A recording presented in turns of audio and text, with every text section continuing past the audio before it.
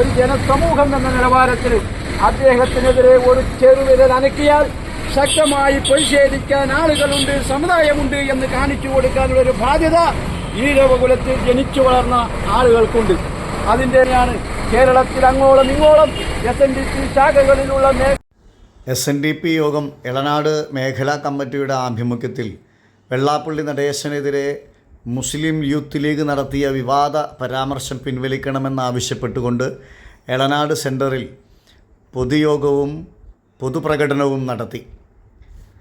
പ്രകടനത്തിൽ SNDP യോഗം പിച്ചി union youth movement president Shri Sandeep നേതൃത്വം നൽകി. ശേഷം നടന്ന പൊതുസമ്മേളനം SNDP യോഗം board member Shri KU Shaji ഉദ്ഘാടനം നിർവഹിച്ചു. ശ്രീ പ്രഭാകരൻ മാഞ്ചാടി അധ്യക്ഷത വഹിച്ച യോഗത്തിൽ ശ്രീ ലളിത സുന്ദരൻ നന്ദി പറഞ്ഞു.